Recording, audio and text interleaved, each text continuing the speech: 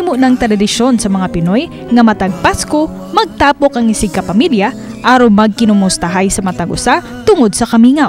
Apan pipila ka nato ang di makalugar sa manalang sa mga OFWs nga kanunay mingawon sa ilang pamilya dinhi sa Pinas. Hinuon adunay teknolohiya nga pwede magamit o social media platforms pinaagi sa video call aron nga mabati gihapon ang presensya nila. Ug karong buntaga ato makauban si Papa Obet nga maghalad og bagong awit alang sa mga pamilya nga di makauban ng ilang mga mahal sa kinabuhi karong Pasko. Maayong buntag kanimo, Papa Obet, and welcome sa GMA Regional TV Live. Paki-greet naman ang ating mga kapuso sa Central and Eastern Visayas. Maayong buntag at maupay na aga sa ating mga kapuso. Maraming salamat sa pag-invite niyo sa akin dito. Papa Obet, tuwing Burr months, dama na talaga ang Christmas season at ilang araw na lang ay Pasko na. May Christmas traditions ba kayo na naging bahagi na ng selebrasyon nyo? Christmas, wala masyado kasi pag Pasko talaga, pag Christmas, mostly dito talaga ako sa nasa trabaho tayo sa GMA tayo, nasa radio ako, so marami. Pag ganung time talaga marami. At saka pinapapili kami kung anong gusto naming bakasyon. So ako pinipili ko lagi New Year. That's why tuwing Pasko nandito ako, pumapasok ako. And speaking of Christmas, you have inspired us with your Christmas songs from Unang Pasko to Regalo. Saan ka ba kumukuha ng ideya at humuhugot ng inspirasyon sa pagsusulat ng mga Christmas song? Ayun, actually, napaka meaningful ng pagsusulat sa akin ng isang Christmas song. Mula kasi sa pagkabata ko, talagang nahumaling na ako sa mga Christmas songs na kinalakihan ko. At karamihan ng mga songs or mga Christmas songs na kinalakihan ko, yung mga emotional yung mapanakit na mga kanta di ba? Yung talagang malulungkot Yun. Kaya sabi ko sa sarili ko, gagawa ako ng kanta or gagawa ako ng mga Christmas songs.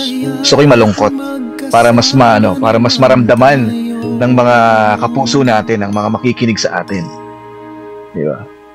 And this year, you have a new Christmas single.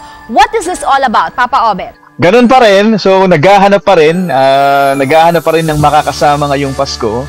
At actually, bukod sa pera na problema ng mga tao, di ba? Pagdating ng Pasko, dahil iniisip kung paano mag-budget at kung paano gagastusin or baka walang magastos na ganyan, iniisip ko yung ano talaga yung factor na nakakapagpalungkot talaga sa mga tao, lalo na kapag Pasko. Walang iba kung hindi yung mawalay sa mga mahal sa buhay, di ba? Most especially yung mga OFWs natin, na mga kapuso na nagtatrabaho abroad, na talagang wala silang choice kung hindi magtrabaho. Gusto mo nilang umuwi, napakalayo, di ba? Parang imposible, magpapaalam pa, and then malaking pera pa yung kailangan nilang gastusin.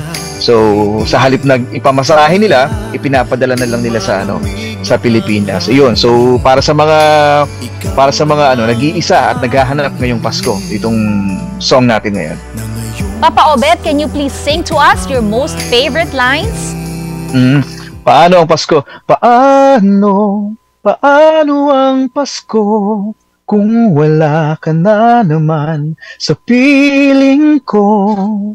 Paano ang araw na ito kung di ka darating sa buhay ko? Paano ang Pasko? Wow! Saan to pwede mapakinggan at ma-download sa ating mga kapuso? Ayun, so mga kapuso, na-release na po itong song na ito at pwede nyo na pong mapakinggan sa lahat po ng digital streaming platforms worldwide, and this is under GMA Music. So pwede nyo na pong i-stream yan at pwede na po kayo magkaroon ng sariling kopya, mag-download, at syempre pwede nyo rin pong i-request sa lahat ng barangay FM stations natin nationwide. And lastly, what is your message of hope to all our kapuso in Central and Eastern Visayas? Ang mensahe ko lang para dun sa mga nalulungkot, lalo na ngayong darating na Kapaskuhan at talagang gustong makasama ang kanilang mga mahal sa buhay, tiis-tiis lang, di ba? Kasi kaya nga tayo nasa malayong lugar, para rin sa kanila. Daghang salamat, Papa Obet!